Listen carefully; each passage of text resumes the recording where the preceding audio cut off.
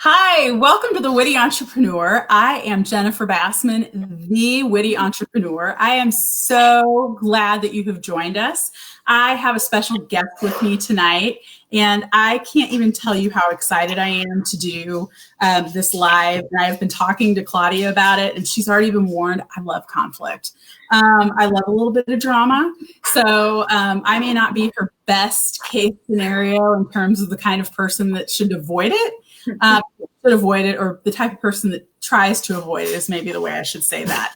But I'm interested nonetheless, because I do need to learn how to respond a little bit better in certain situations, particularly in professional arenas, when something comes up that I don't agree with, or a client doesn't agree with, or somebody on social media doesn't agree with, heaven forbid. But super excited about tonight. In case today is the very first time you are ever joining me on a live, my name is Jennifer Bassman. I am a certified Clifton Strengths coach who loves working with other small business owners on burnout. I am an expert on all things burnout and an expert on all things about creating boundaries, how to create boundaries and how to enforce them, which is equally as important. I love to work with small business owners so that they can learn how to build a business that calls to their strengths. And as I will talk about actually in this live, conflict aversion, harmony, 33 out of 34 on my strengths list. So that explains a lot. But I'm glad you're here. I think it's going to be a lot of fun, super interesting. With me tonight is Claudia Brown Coulter. She is a expert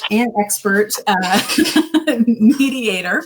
And just to give you a little quick bio on Claudia, she is and has been a public teacher or teacher in the public education system for nearly 2 decades.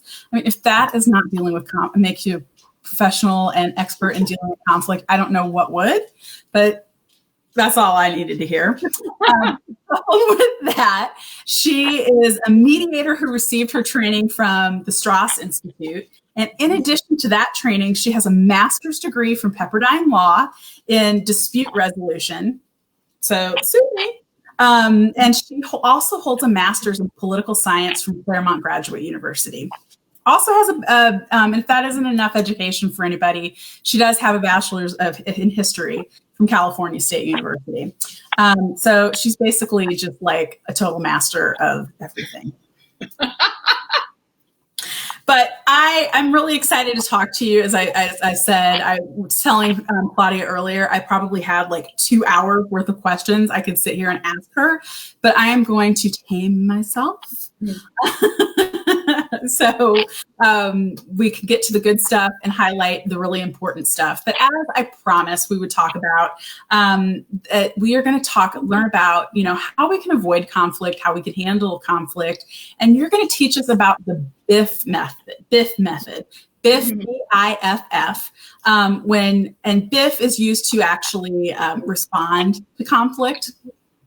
So I think that this is going to be a good kind of takeaway from tonight, something quick and easy that you can use in your everyday life. So I'm super excited about that. A lot of the people that are watching are business owners, or they manage and operate businesses.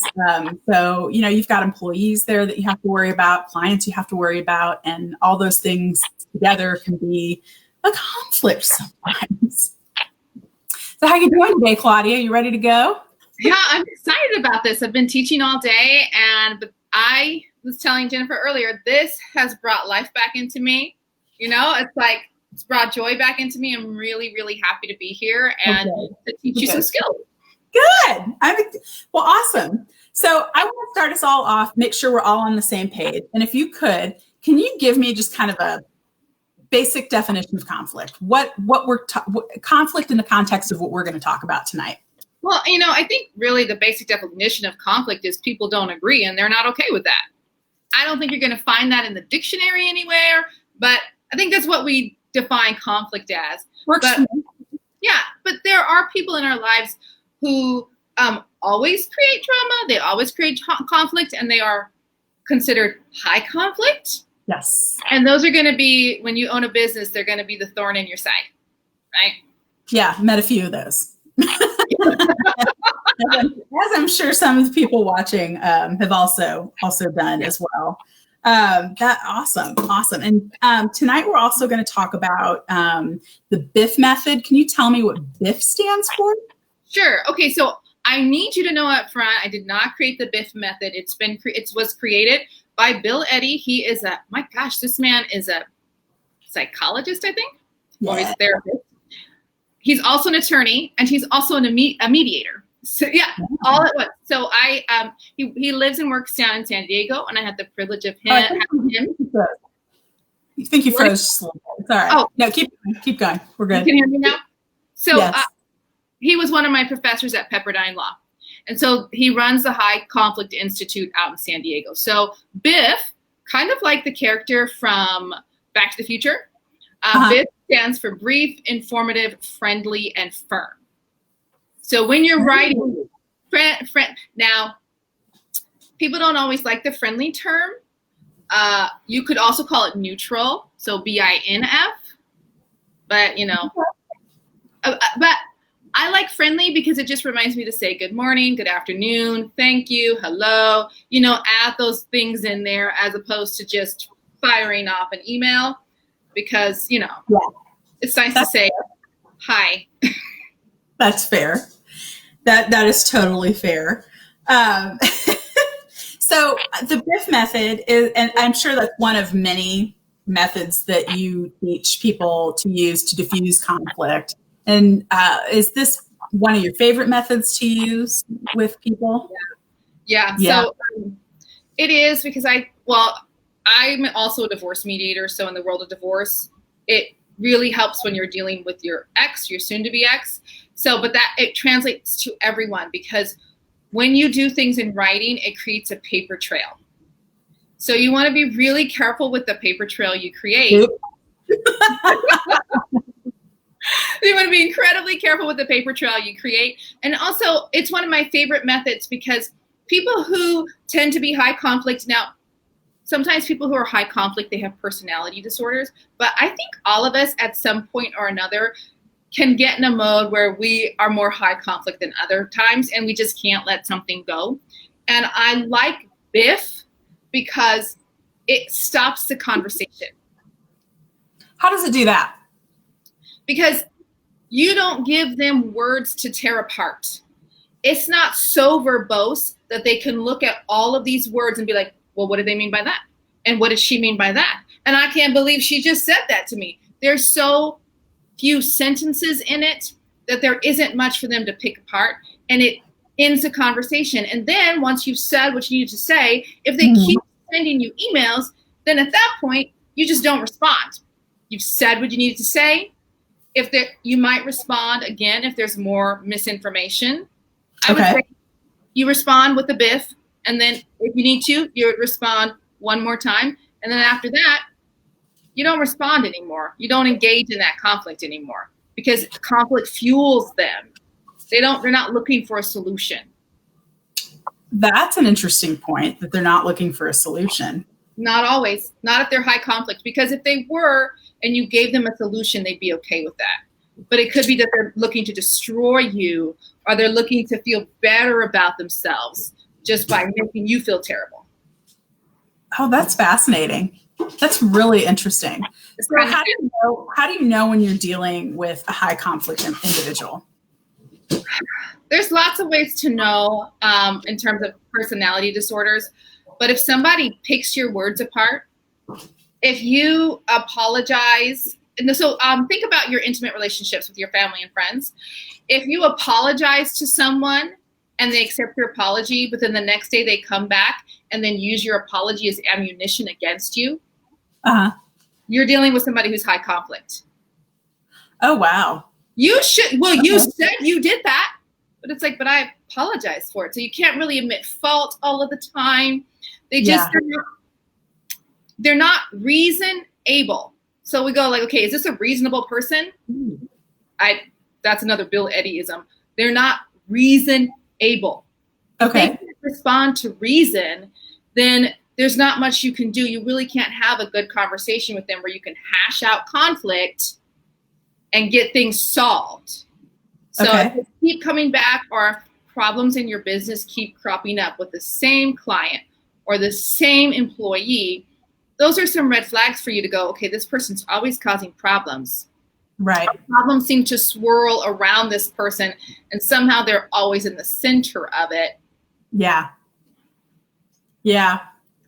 Yeah. I used to have a couple of employees like that, where they just, everything was contentious and stressful, that everything was everybody else's fault. That was always, you know, it was never their fault. And it was difficult to bring up, even if it was, you know, and as a boss, you have to give constructive criticism. But, you know, it's hard to, you know, the constructive criticism is even met with, what are you talking about? That wasn't me, or you or so-and-so didn't help or told me, you know, it's never, they just don't take responsibility for anything. Yeah. Highly sensitive, but not in a good way. Yeah. You know, like, right. Because they don't take responsibility. Yeah. God, where have you been all my life, Claudia? Oh, this would have made me feel a lot less crazy a long time ago, but you're not crazy. You are definitely not crazy. And to have to deal with employees who are like that, it's got to be, you know, exhausting. It is exhausting. Well, and just dealing with people like that in general, I think is exhausting, but you know, but yeah, that's a great example. Well, before we go any further, I want to specifically talk some more about the BIFF method, what it is, how you use it. We're going to see if we can pull up, you're going to put me on the spot. Hey, Jenny. Oh, thank you very much. Jenny has joined us. She's loving this discussion. Jenny. Jenny and I like to duke it out every once in a while.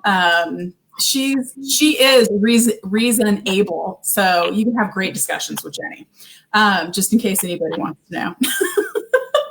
But I tell you, I did send Claudia earlier today an email from a long time ago. It came from a client that actually was angry with me about something, and then I responded back, and I sent it to Claudia earlier today to you know, check it out, tell me what she thought, and then she's going to tell me how she thinks I should have responded.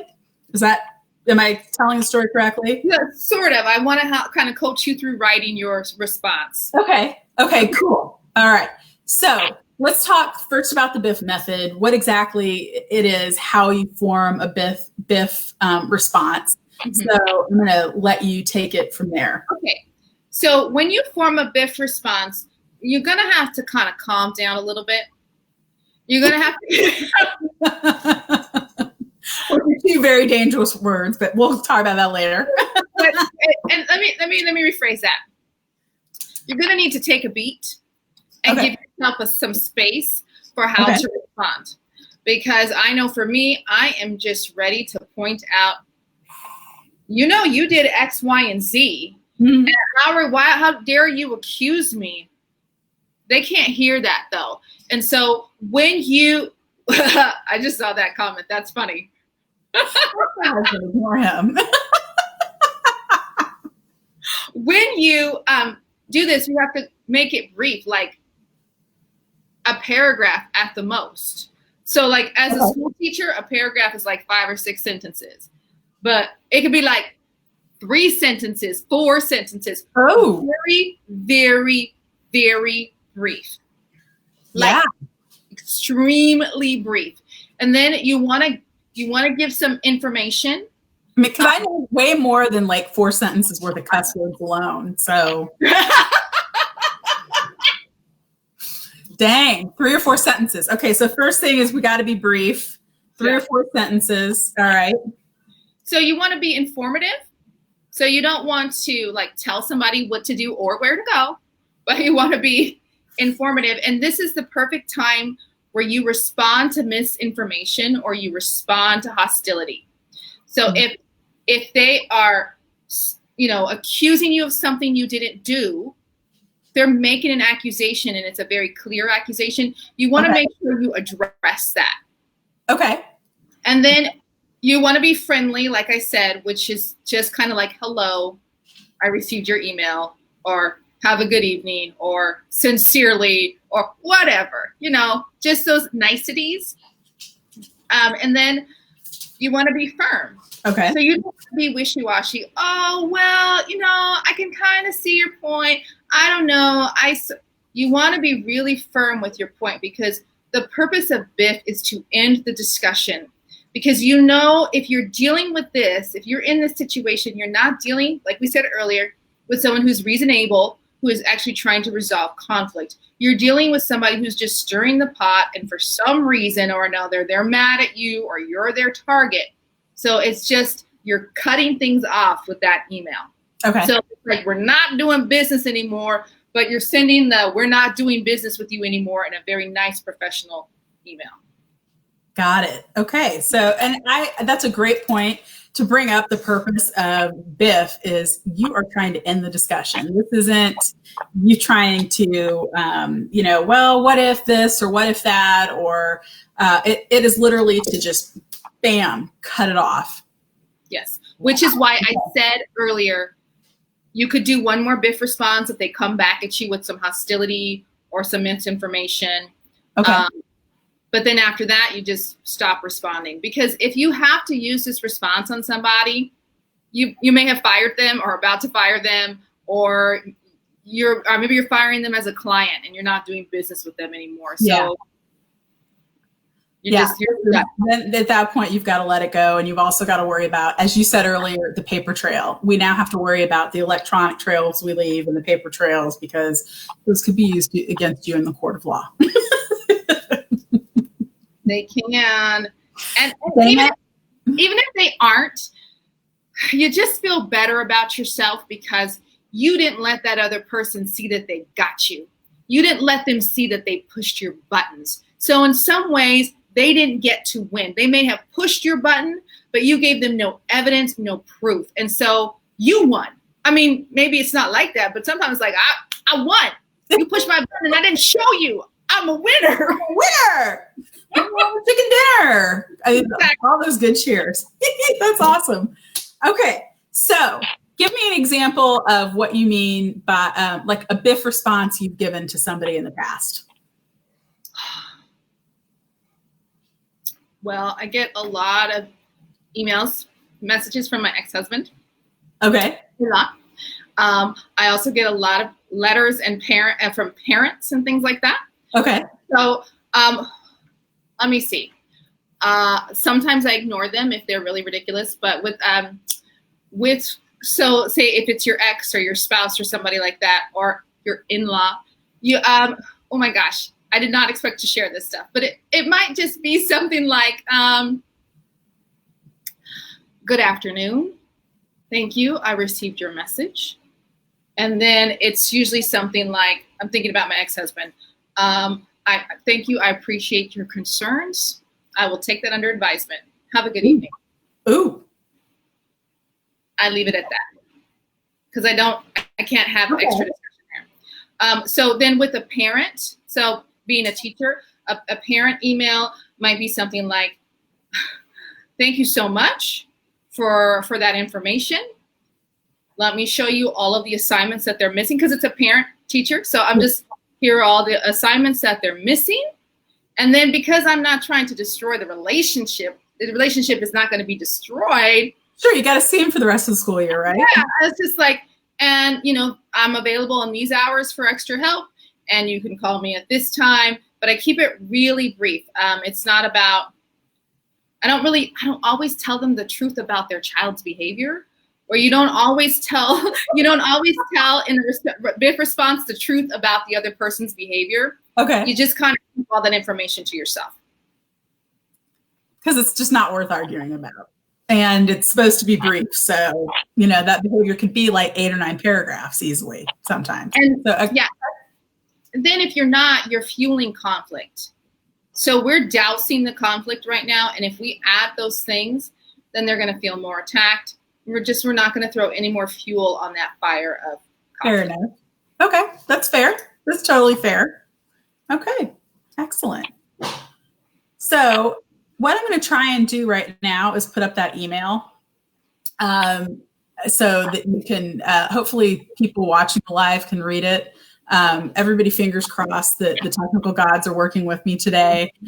I am actually going to take myself off the live so that you can see the email a little bit clearer and read it. And actually, Claudia, if you can read it as you go along, I'm totally fine with that. Pick away. Well, and we're gonna read the client's email first, right? Yes. Yeah. I took the client. I have the client's email, and then I put my response underneath it, and I also removed any kind of identifying information. So that's the only thing I altered. And I think I took out one cuss word, but we're good. And it was in my email that the cuss word appeared. So we're good. We're good. So you want me to read that email and then your response right away, right afterwards, right? Yeah. Okay. Yeah. So I'm going to take myself off.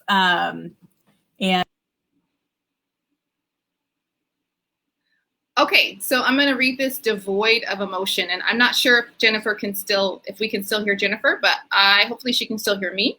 So this says, Jennifer, I had written a pretty lengthy email yesterday in response to your bills for both the care of my dogs and the damage they caused to your home. However, after thinking about it more, I realized I should not have to explain myself when asking for information about my dogs that I was paying you to watch. You owe me that at the very least. My wife and I apologize for their behavior and feel it should be left at that because there are risks you also need to assume as you chose a business of caring for animals. I think it is in the best interest of both sides if our dogs don't return to your care. Your attitude and constant discussion of telling us our dogs need training has made us feel bad and as if we are putting you out. That's the last thing we want when we're paying for someone to watch them. We have to brace ourselves because it seems that like every time we pick them up, they've done something wrong, and you make it sound like I have bad and horribly behaved dogs. That said, we will only be paying for services rendered. Any other charges would be contested, client X.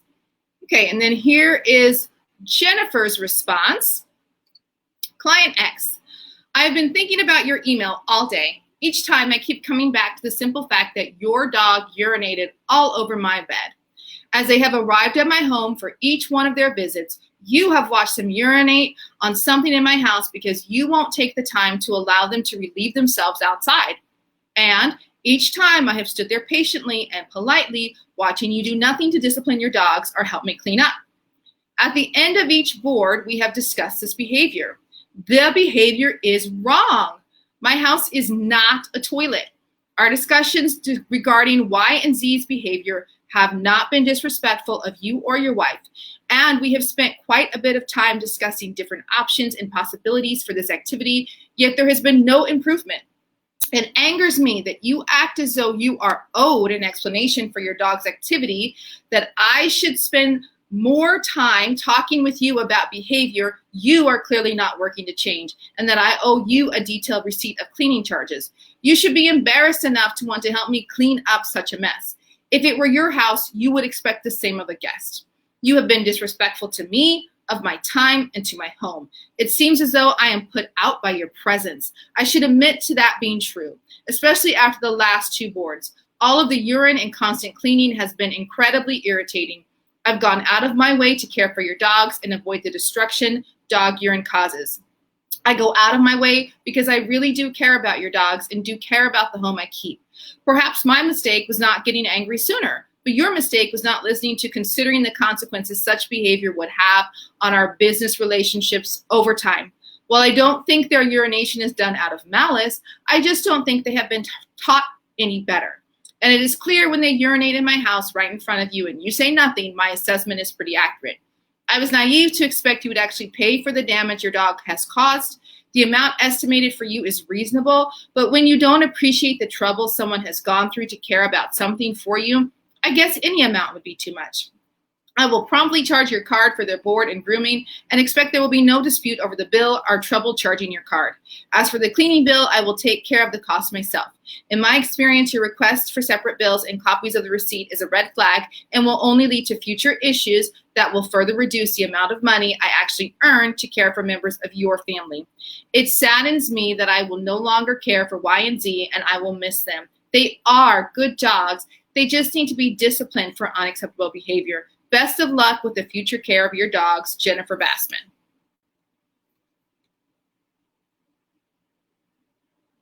Okay. I'm back. Hey, yay. Hope everybody enjoyed that.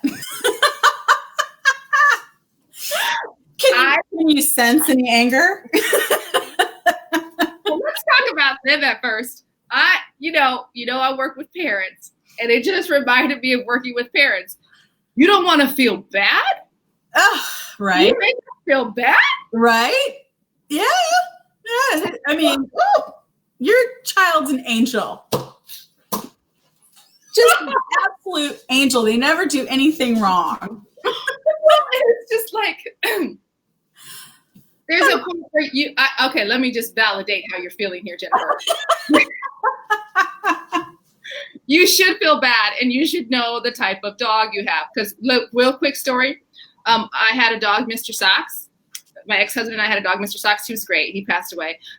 So we took him to PetSmart for the academy. And then when it was time for graduation, they asked us to we were the only ones that were asked not to come because he just, they're like, he can't graduate. You can take him to class again. And we were like, forget it. But we knew, I mean, he didn't urinate inside, but we knew he was a shelter dog. Yeah. We knew he just, his learning couldn't go anymore. And that was okay. But it wasn't, we also recognized that. Okay, that. Well, there's some dogs that need to be dogs. Okay, so let's talk about your response. So I have some questions to ask you, okay? Okay. All right. And you're going to answer however you would feel like you're answering.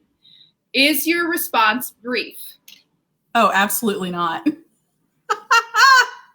Are you? Are you on that? Are you currently in a Word document? Me right now? Or is it something printed out that you can cross out? Is there anything you would take out? Oh, God. Look, hindsight being 2020. And after talking with you about BIFF, probably 90% of it. Okay. All right. Which parts would you take out? Oh, I would, let's see. I would definitely take out, oh, goodness. Just, the fact that every time they come in the house, this is what they do, that we've discussed the behavior before, talking about the fact that my house is in the toilet. I'd probably just cut out most of it and sum it up as I disagree with I disagree with most of what you have stated in your email. Can we, is it okay? I want to ask you this because it is a long email. Mm-hmm. So, I want to ask you this. Is it okay if we just look at one paragraph? Sure. So I thought this was really interesting. I will promptly charge your card for their board and grooming and expect that there will be no dispute over the bill or trouble charging your card. As for the cleaning bill, I will take care of the cost myself. In my experience, your request for separate bills and copies of receipts is a red flag and will only lead to future issues that will further reduce the amount of money I actually earn to care for members of your family. It saddens me that I will no longer care for Y and Z, and I will miss them. They are good dogs. They just need to be disciplined for unacceptable behavior. I think that's maybe a better place for us to start.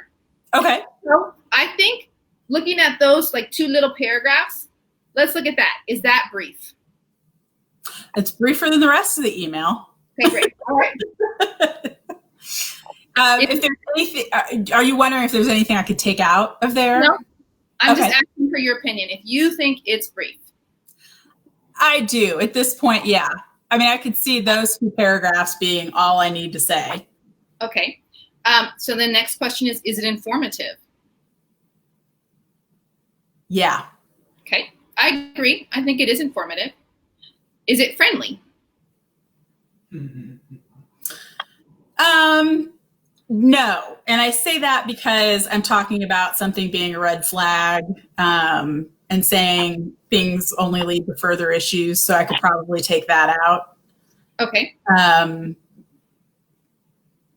That's not totally necessary if I have to be friendly. Okay. Yeah. Is it, do that. Is it firm? Yes. Oh, yeah. I agree. I think it's very firm. Does it contain any advice? Are you giving them advice? Yeah, their dogs need to be disciplined for unacceptable behavior. Okay. All right. Does it contain any admonishments? Are you admonishing them to do something like a parent would to a child? Oh, crap. No, I don't think so. Okay. Does it contain any apologies? No. Okay. No, I didn't see any apologies, and I think that's good because you don't want to apologize to these people. They'll take it and like use that as an excuse to not pay anything. How do you think client X will respond to this shortened email when you took out the red flag part? How do you think they'll respond to the shortened email? I think I might get like a 2 or 3 word email back saying something to the effect of, "That's fine, thank you," or "That's fine. Okay. I'll expect the invoice," or, something that typical like that. Okay. And so the next question is there anything you would take out, add, or change? You kind of said you would take something out. Would you add anything in or change anything? Oh, boy, all the feelings that I really want to add, no. No, because now that I understand what I'm supposed to accomplish, what I was exacerbating versus what I really want to accomplish, because I knew at this point they weren't going to pay for the cleaning. I knew when I was sending this email, I knew that I was going to get arguments. It was just going to be a continued argument over the cost of cleaning. What had actually happened is the urine he had peed so much on the bed that it went through to our mattress. So that's really what he was disputing, was the fact that he didn't want to pay for a new mattress. Mm-hmm.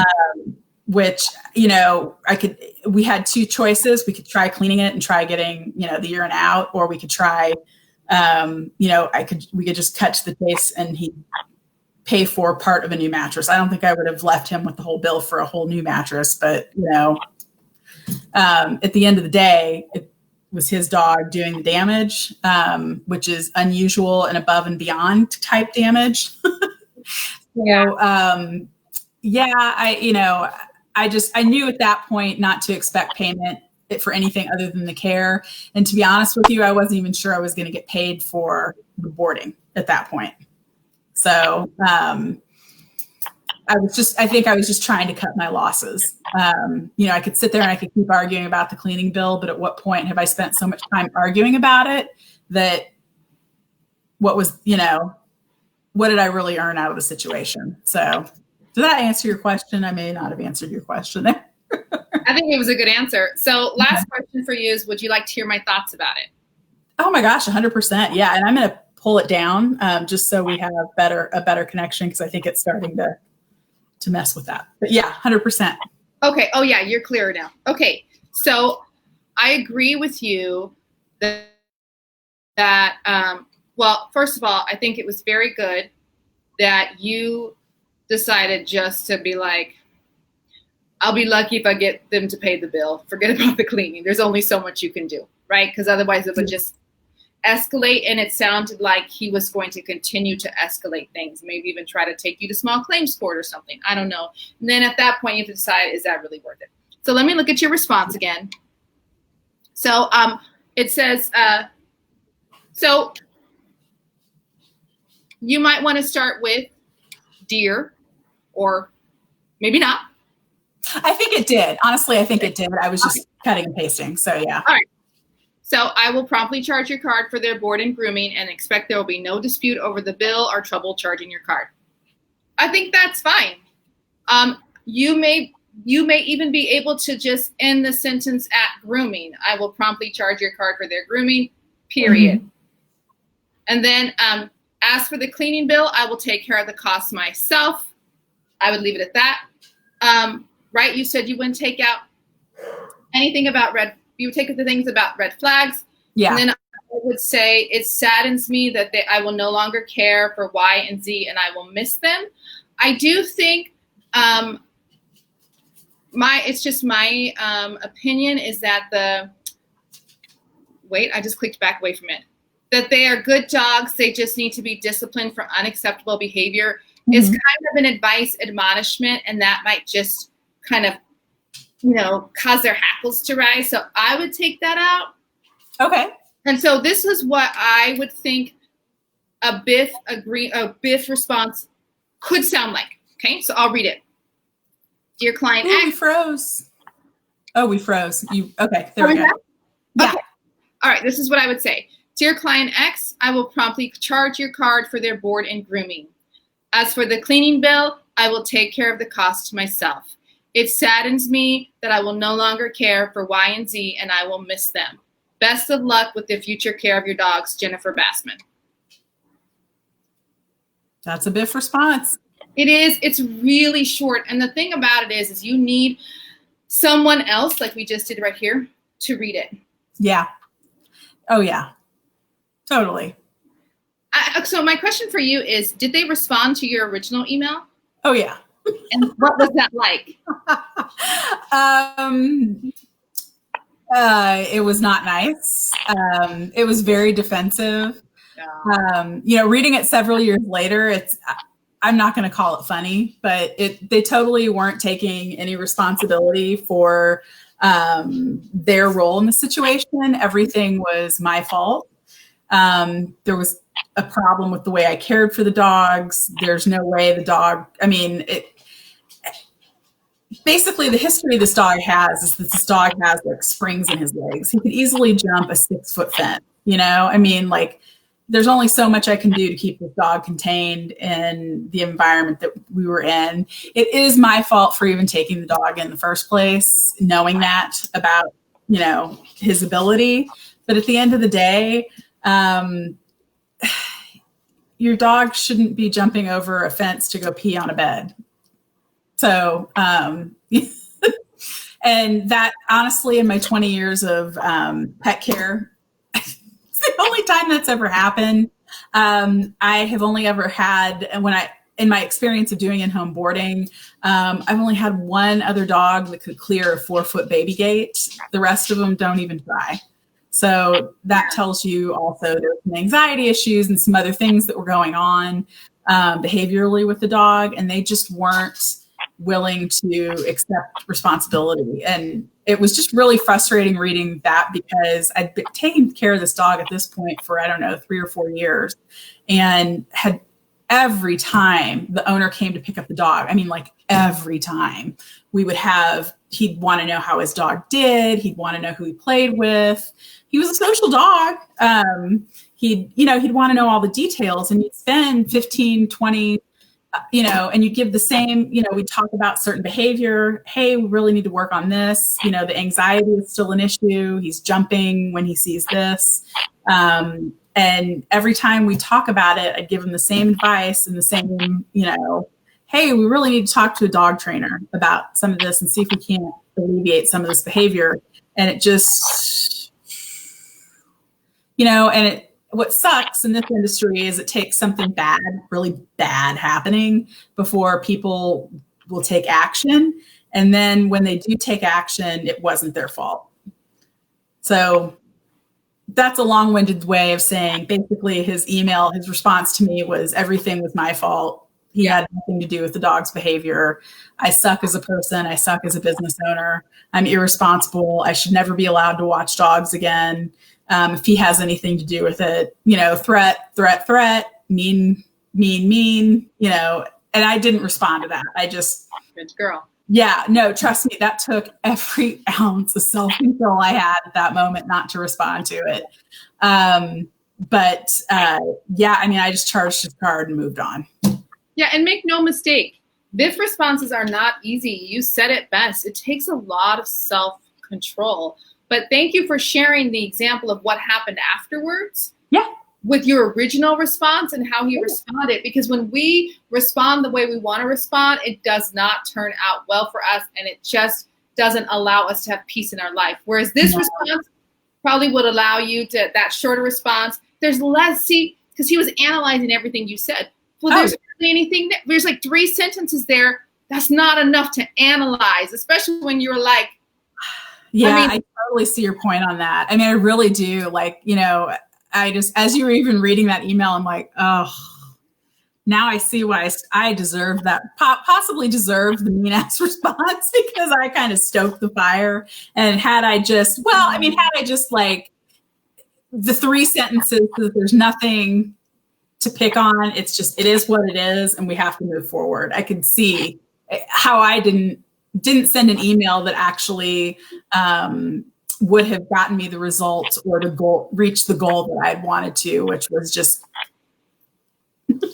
Well, let me say this. I think, you know, you don't know anything, you didn't know any better. And so now you know. Yeah. And I also think we have to have grace for ourselves in the past. Oh, sure. Because we didn't know, and we were just doing the best we could. And, you know, I don't even want to see, like, some of those text messages I sent to my ex-husband. I'm glad they're not around. I think about them like, why did I let him get to me like that? Yeah. Oh, yeah. Know? And then you things get better, and you know, just thank God they get better. I'm gonna trust you on that. No, that was super helpful to walk through that, and I don't mind putting myself out there as an example, because I know that I have sent some questionable emails in the past, but it helps. You know, I just never thought about it in terms of you're trying to end the discussion. And so I have to kind of sit here and go, was I really trying to end the discussion, or was I trying to pick a fight? And the email that I sent was more trying to pick a fight and trying to be heard than it was cutting things off at the chase, which for some people, that hurts a lot more than keeping the fire going, you know, right. Keeping it going. Because conflict keeps you connected to somebody. Yeah. Oh, that's a good thing to hear here. Yeah, especially when you think about it in my world in terms of divorce. Conflict keeps you connected to somebody long after the relationship has ended.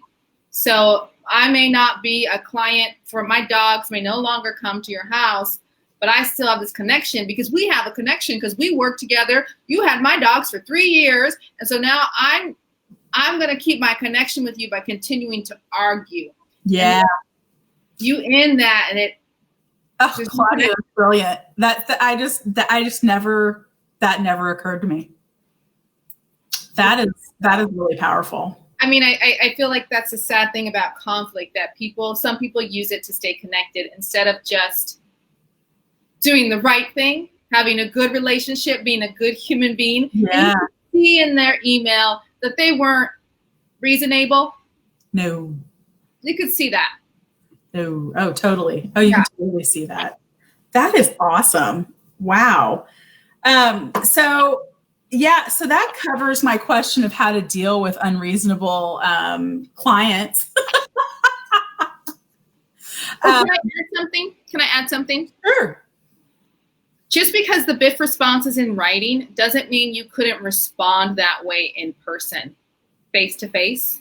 It doesn't mean like that takes a lot more self-control, lady. It takes a lot more self-control, and there are more steps to it. But if you are watching this video right now, if somebody's watching this video right now and be like, that's great, but what do I do for people who are in person? It's the same thing. You just kind of keep your response brief. If you have to run to the back room, I got to check on something in the back room, I'll be right back. Take that to take a beat and then respond. You know, there's other steps to it too, but you can still try to implement this when you're speaking to someone. Absolutely. I think that that's a really great thing to add, that you could use this in person. Yeah. I mean, do you feel like that requires people to be quick on their feet though, or just, should you have kind of some like standard BIFF response in your head of, I hear your concerns, I appreciate your input, and have a good day? Kind Yeah, definitely. Yeah, okay. And then it also requires listening, like that active listening where you're not listening to respond, you're really listening to understand. Yeah.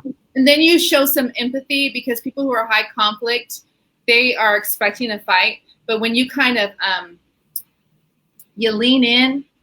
I used to teach this course for special educators for how to deal with the student who is attacking them. So how do you physically deal with that? And one of the ways you physically deal if somebody's biting you is you don't pull away, you lean in. You lean into that bite. Yeah, you lean into the bite. Never thought that I would learn that on a live, but okay, here we go. You lean into the bite, you like push their head, lean into that bite, and it does something to their head and they release. So when you show empathy to somebody who's being high conflict by really listening to understand, this is in person, it's like you're leaning in, and they're not expecting that. They're not expecting you to listen. They're not expecting to get empathy. They're not expecting to get respect. They don't deserve empathy. They don't deserve respect the way they're treating you. But because they're human beings, they do. And they're not used to getting it. So when you give it, they are surprised, and it's disarming. Sure. Oh, interesting. Okay. Yeah. Are there any other tips and tricks that you could offer about de-escalating or diffusing a contentious situation? Well, I think things that other than you're getting bit or. So there's a couple of things. You need to be aware of what's going on inside of you. Okay. And how you might be feeling the conflict. And you need to kind of listen for clues for what's going on. So I think, we tend to have conflict over typical things like religion or resources or roles. Like, that's not my job. That's your job. It's not my job description. Those types of things, I actually hear that at my job a lot. It's not my job description. I use that a lot. I didn't get away with it. Anyway,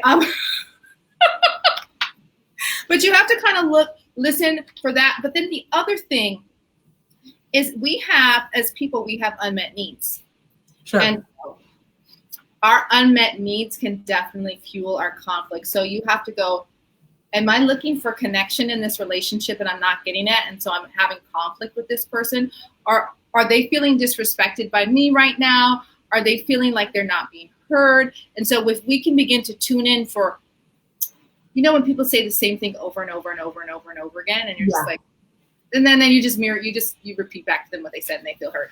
But you really want to listen to unmet needs because it could be that they don't belong anywhere. They have no community. It could be that they just need a break. It could be that whatever the situation is they feel really unsafe. Like let's I'm sure this isn't the case, but let's say that this person and the dog people, they were feeling unsafe with your request for cleaning charges because maybe they didn't have the money. So they were feeling threatened financially. May not be true. Yeah. That's a possibility. And so that could have triggered that response. So you really want to listen, like, what are they hearing? And then you want, what are they telling you? What are their needs that aren't being met? Let me just tell you the needs really quickly so that it'll be on the live and people can go back and watch. So no, that's great. People, core need is love. They need to be loved. That's, affection, but it's also support. And for a business relationship, it's appreciation. Because I think we've all been employees and we've all been customers where we don't feel appreciated. So that falls under the umbrella of love. People want to feel safe. And safe is physically safe and emotionally safe. Okay. People want to be understood. So they want empathy and they want respect. Okay. Obviously, people need sustenance. They need to feel they've got food, they've got water, they're healthy, they've got health insurance. People need to have an outlet for creativity. So it could be that potentially they're trying to be creative in your business and there might be conflict because they're frustrated because they want to do something new for you as an employee and they're not being allowed to. So that could create strife and conflict. Doesn't mean you have to, but it's just understanding. Yeah, that's a great point. Okay. They want to feel like they're a part of a community. Okay. They need meaning. So as a business owner, you need to have meaning in the work that you do. and your employees need to have meaning in the work that they do. Also, people need autonomy, self-governance. So when we're in a business world right now, so really want to think about not micromanaging, because I mean, I've had many bosses that are micromanagers, and oh yeah, doesn't work out well for anybody. no. And then everybody just needs rest. You know, we got to sleep. We gotta take a break. And so sometimes you just give someone grace, like, okay, well, they're acting a little weird. We've had some long nights here. They just need a little break. So yeah. And then the same is for us. If we're not feeling connected, if we're not feeling creative, then we stir up more conflict ourselves. Gotcha. I guess one of my last questions, we're coming up to more than 50 minutes. I can't even believe we've already been talking for 50 minutes, right? One of the last questions I'll ask you, are there any trigger words that we should avoid when we're discussing conflict with somebody? You mean like in our writing? Yeah, in writing or speaking. I mean, there's some obvious stuff like name calling and cuss words and, you know. Yeah. So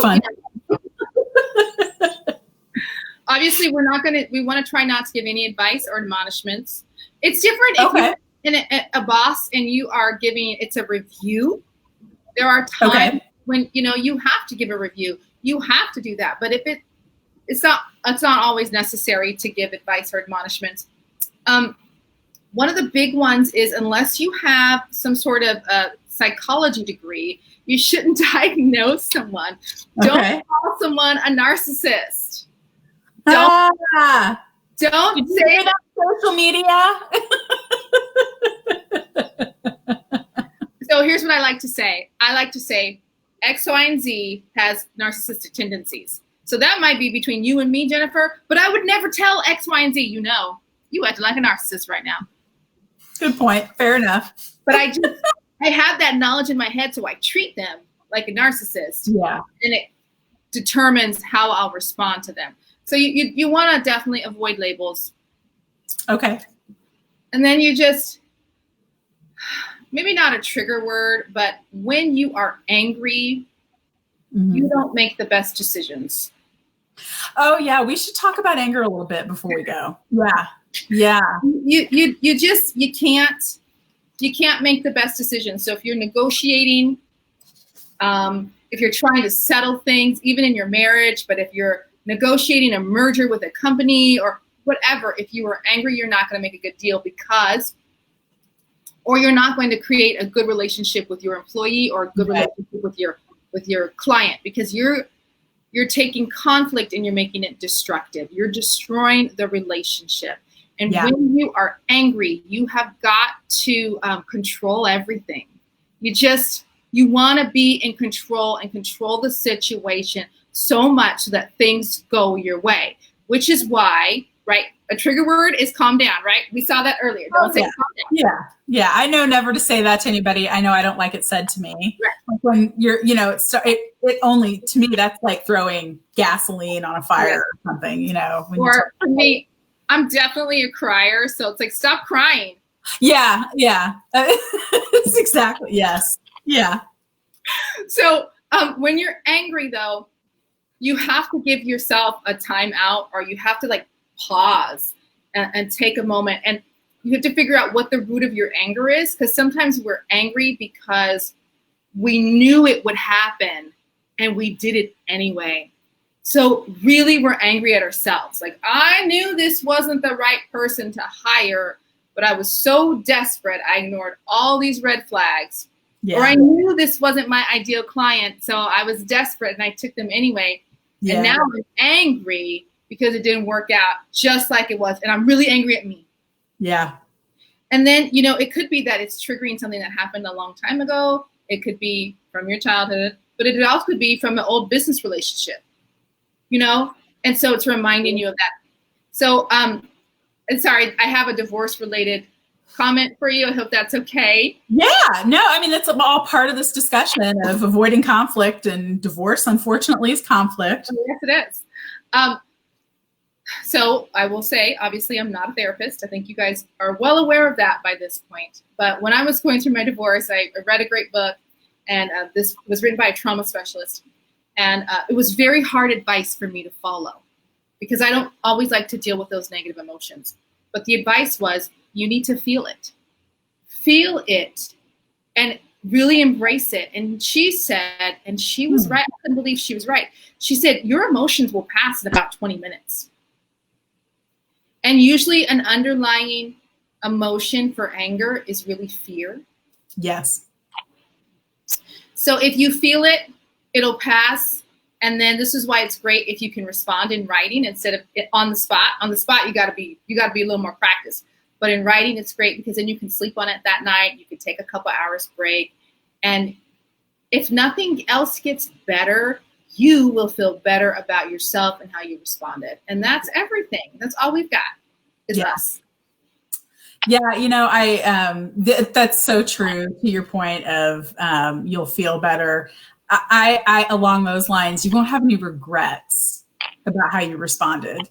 Because as I was looking for an email for you to kind of look through, there were some responses that I was like, nice job, Jen. You did okay there. That, you know what? I'm glad you responded that way. You did definitely come out, you know, bigger person. But then there were some I was like, that didn't age well. But yeah. Claudia, I could talk to you about this for like hours. I think it's so interesting. Do you have any final thoughts, like any final pieces of advice to us when we, you know, are trying to formulate a BIFF response? Is there anything that's like, keep this in the front of your head, girl? Yeah. I feel like this is my standard response for everything right now, but it really is to give yourself grace and to not expect perfection and just be okay that you didn't do it perfectly, which is really hard for me to embrace all the time. But hey, guys, let me tell you a truth. Your emails from this point on will be better because now you've heard this information. It's lodged in your brain and it'll come out again. And even if it goes deep into the subconscious, something's going to trigger it and you're going to be like, oh yeah, I remember that. And you're going to see other people's emails and you're going to see, oh, they shouldn't have responded that way.